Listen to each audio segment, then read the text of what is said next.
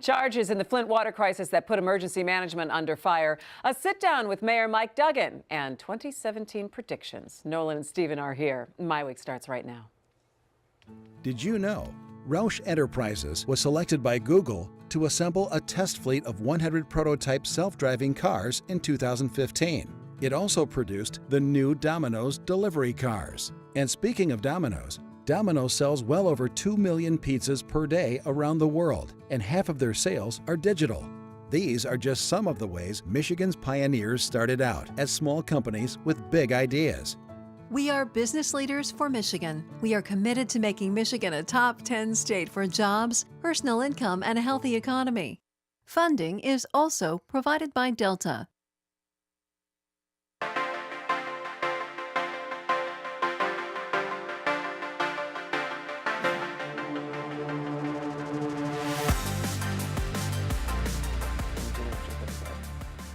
Hi there and welcome to MiWeek. I'm Christy McDonald. So thanks so much for joining us. You know, we're heading into the holiday weekend with more charges in the Flint water crisis. Plus, we'll get to anger in Warren over longtime Mayor Jim Fouts and what he's accused of saying.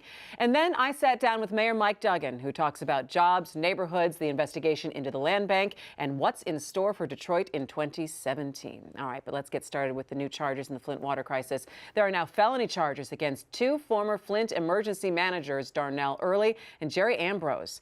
They and two others are accused of conspiring to use the Flint water supply when it wasn't safe to do so, as well as using a so-called environmental order to get the millions of dollars to enter into the new water system up there. So let's bring in our MiWeek contributors, Nolan Finley of the Detroit News, Stephen Henderson of the Detroit Free Press. Hey guys, it's good to see you. Yeah.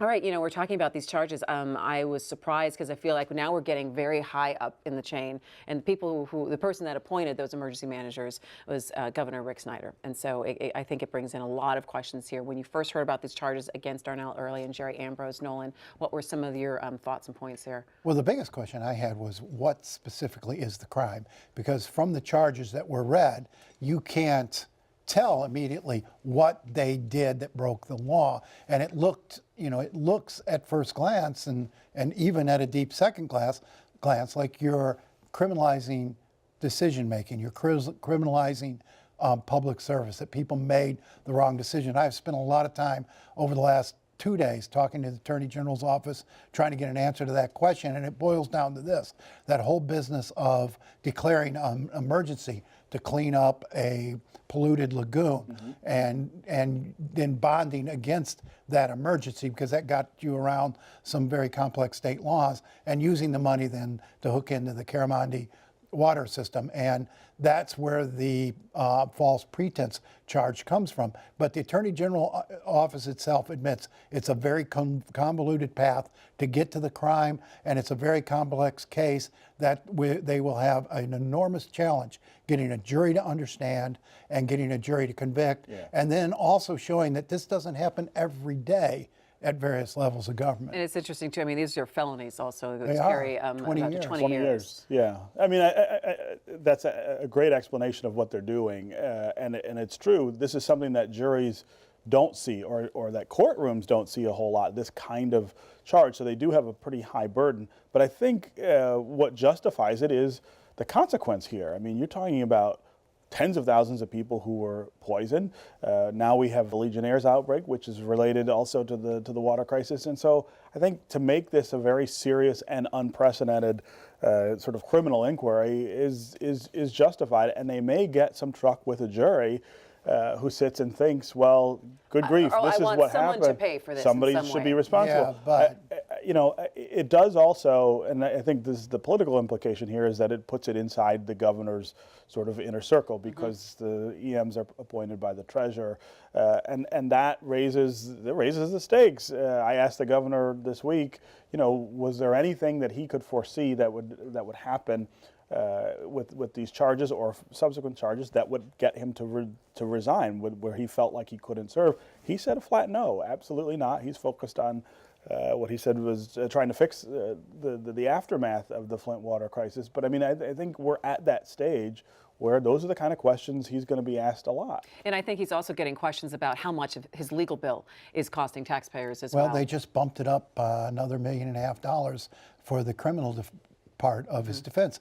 But you're taking this case before a jury, and if you're the defense, you're going to say, look, their bosses were aware of what was going on. They moved it up the line.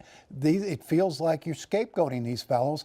And plus, you know, have you ever made a bad decision at work? Nobody's 100 in that office is fully confident that they can make this case to a jury and get them to understand. It's about negligence, right? It's about knowing that the water treatment plant essentially was not ready to treat the water coming out of the river, the Flint River, and going ahead and saying, well, we're going to chance this. But that wasn't a is that negligent? That wasn't a universally agreed upon at the time, nor was it a single person decision. I mean, the governor had all of these department heads, everybody in before that decision was made, tried to vet it, tried to get all the different sort of opinions. This was not, if this was Darnell's decision alone or the other emergency managers' decision alone, and they did it sort of outside of the normal process, you could see a clearer case. But there were so many other people who were at a hand in this that it does feel a little bit like you're looking for scapegoats. The Free Press, you guys did a great video essay taking a look at the people's lives in Flint over this past year, and we're going to have that actually for you coming up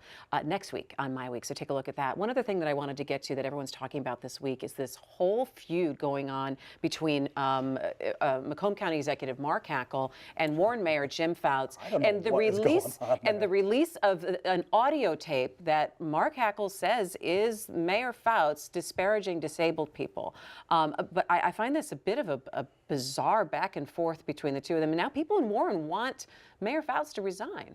Well, they do, and a lot of people in Warren wanted him to resign well before this. He's never been a wholly uncontroversial figure. I mean, he says it's not him. It sounds like him. I don't know where you get to the point where you prove how you would prove it's him to you know, with clear enough conviction that you could ask him to step down if he continues to insist it's not him. Well, I think it's interesting too is that he's not, and this is the bigger conversation of how using the media or relating to people is he has not come out to the media. He's not talked to reporters about this. He's only communicated through Facebook, denying this and whatnot. Yeah, I mean, he is a very strange person. He's a strange public figure in that he does say weird things sometimes. He gets into squabbles every once in a while with people that you would think, as the mayor of Warren, you might try to avoid. If he did say these things, I mean, it's really awful. I don't know that it rises to the level of resignation. I think that's maybe a There are some stretch. pretty awful things. There are, but I mean, again,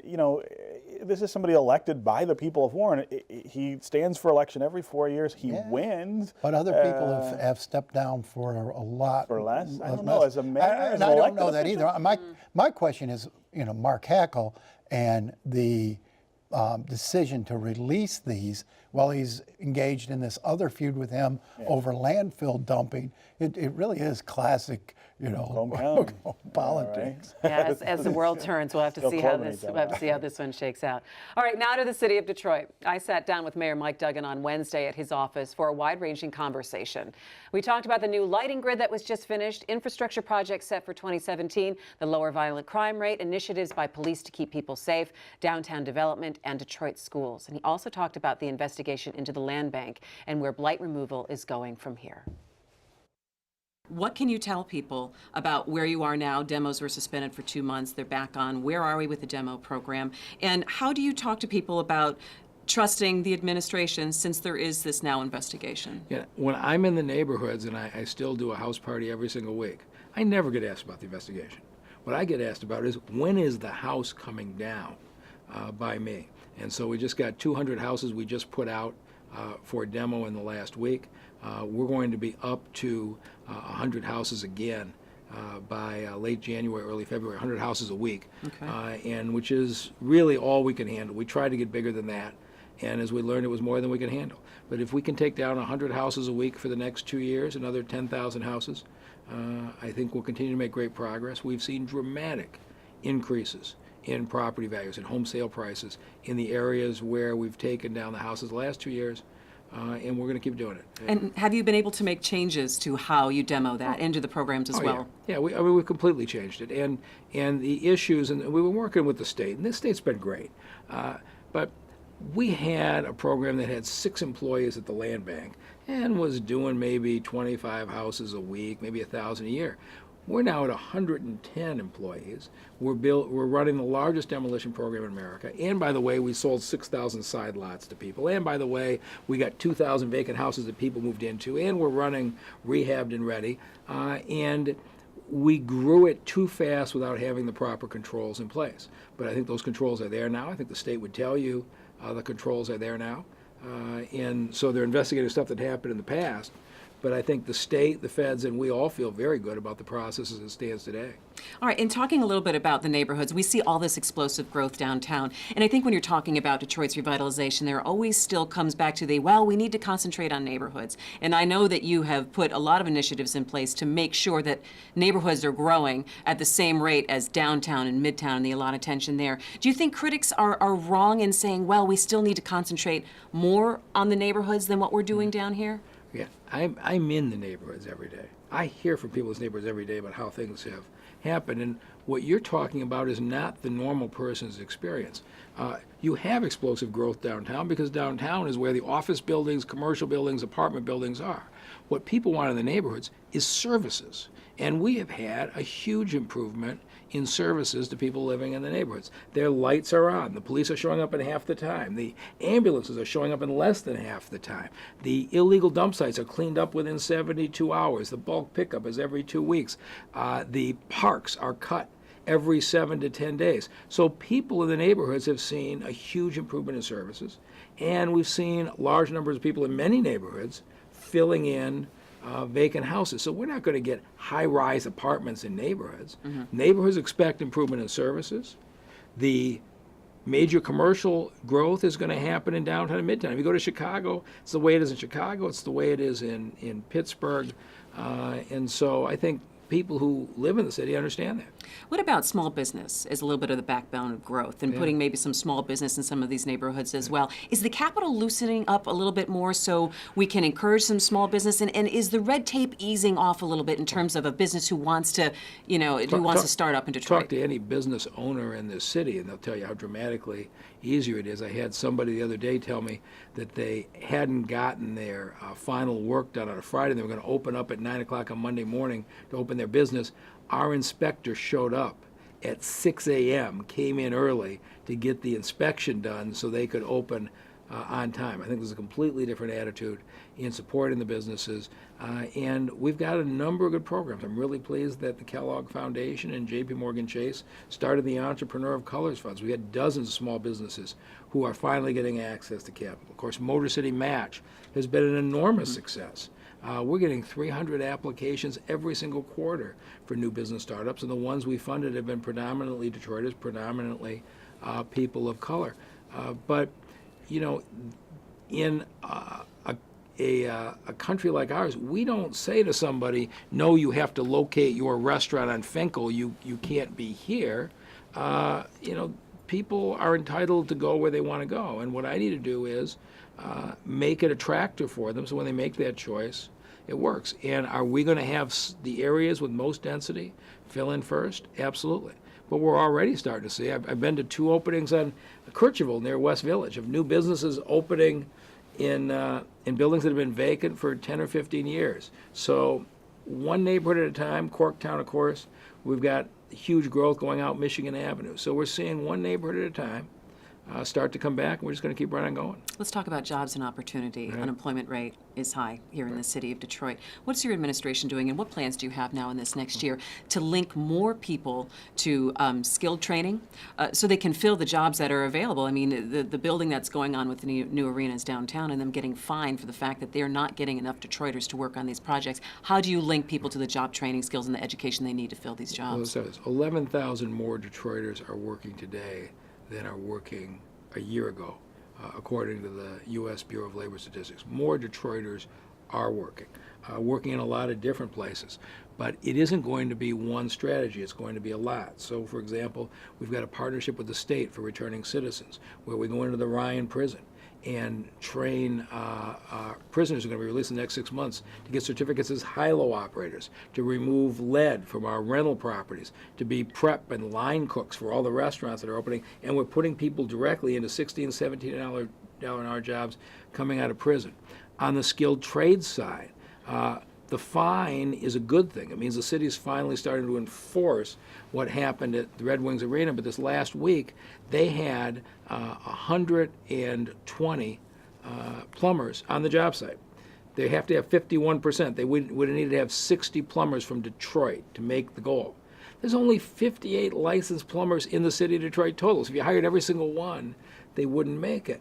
And so what we said is, all right, we're going to create paths so that young people in Detroit can get the skills and get the training. We know they aren't going to get hired this year.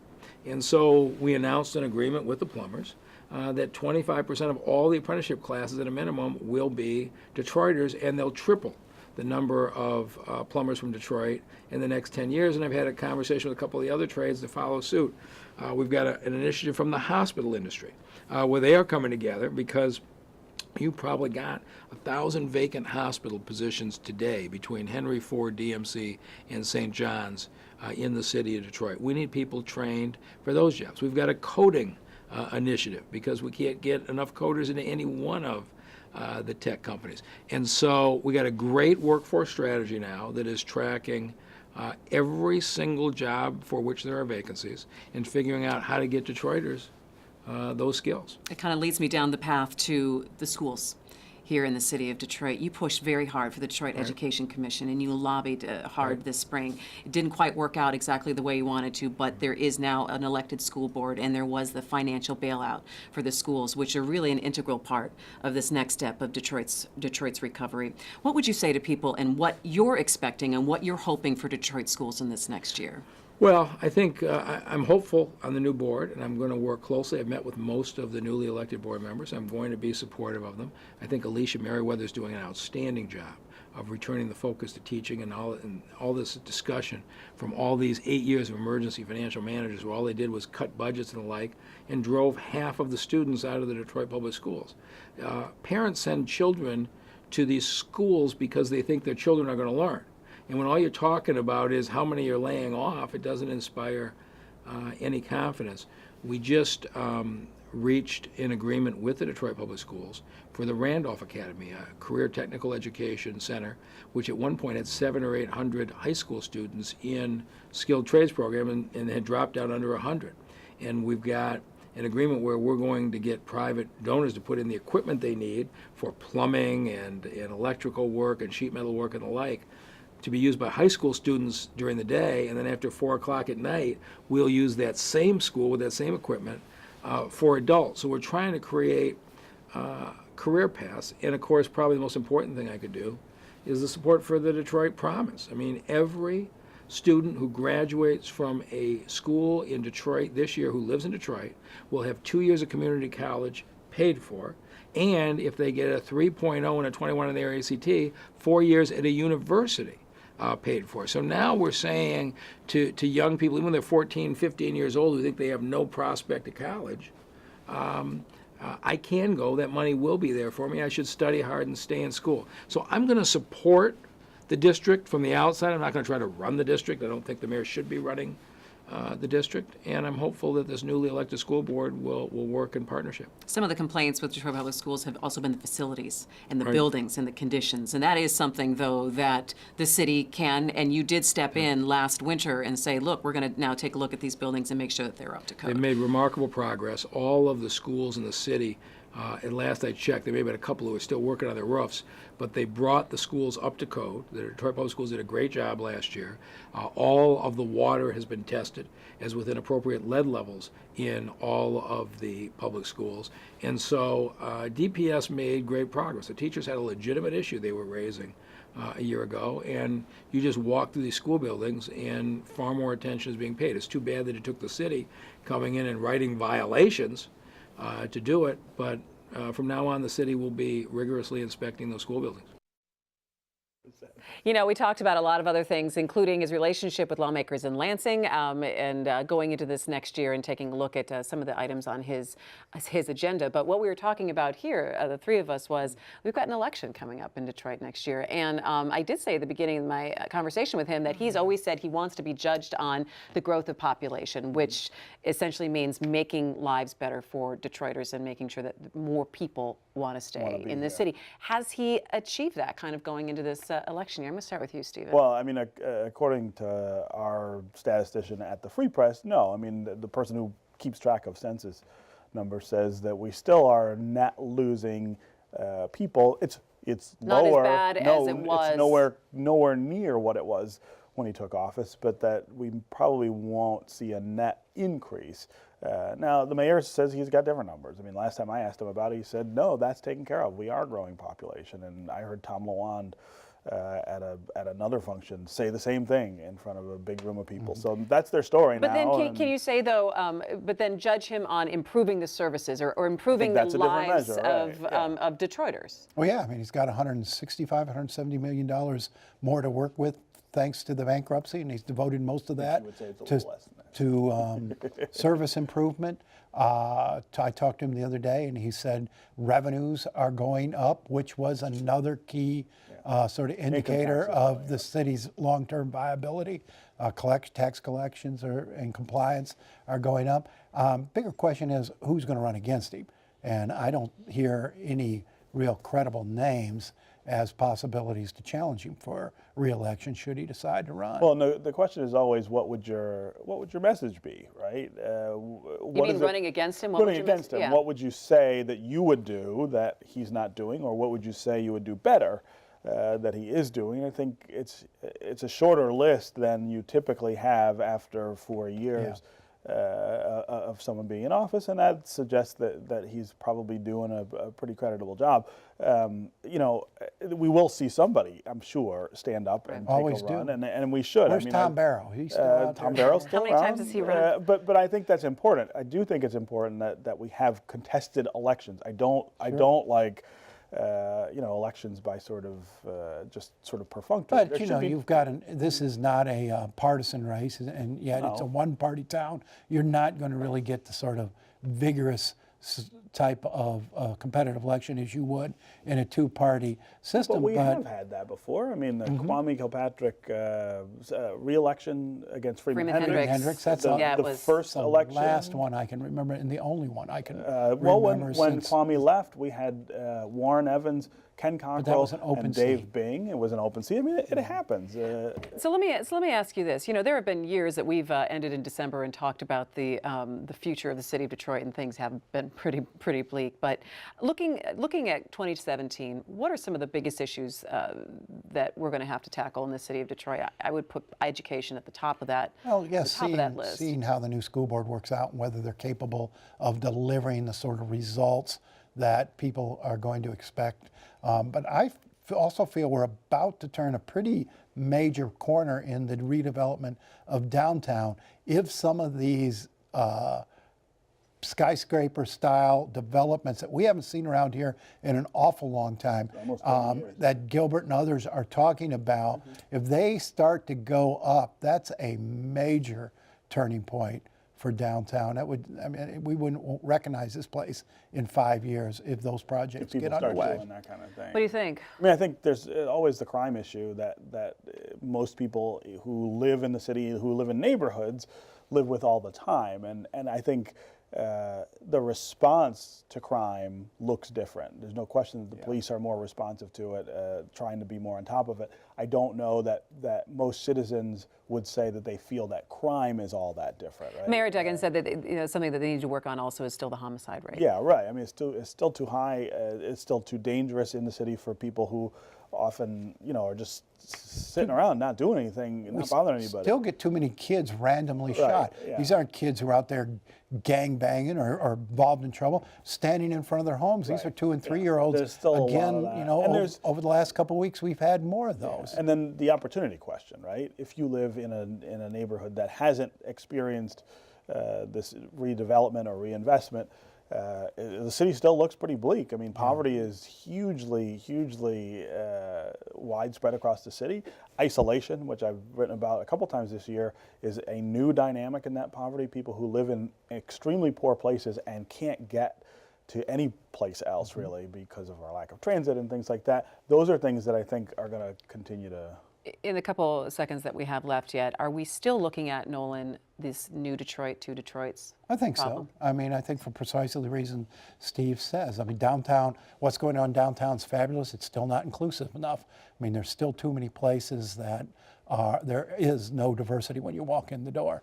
But beyond that, the offices, the lofts downtown are not diverse enough. And I think that's what it's going to... Participation in that development Right. is not diverse. And I think that's a first step towards spreading it out into the neighborhoods. All right, well, that's going to do it for us. Merry Christmas, guys. Absolutely. Have a wonderful holiday and Happy New Year. We'll have to all gather back here in 2017. That's going to do, maybe, that's going to do it for My Week. Thanks for joining us. We hope you have a wonderful holiday week with your family and friends. Find us at MiWeek.org. Make sure you join us back here next week for My Week. We do have a new show for you. I'm Christy McDonald. See you next time. Take care.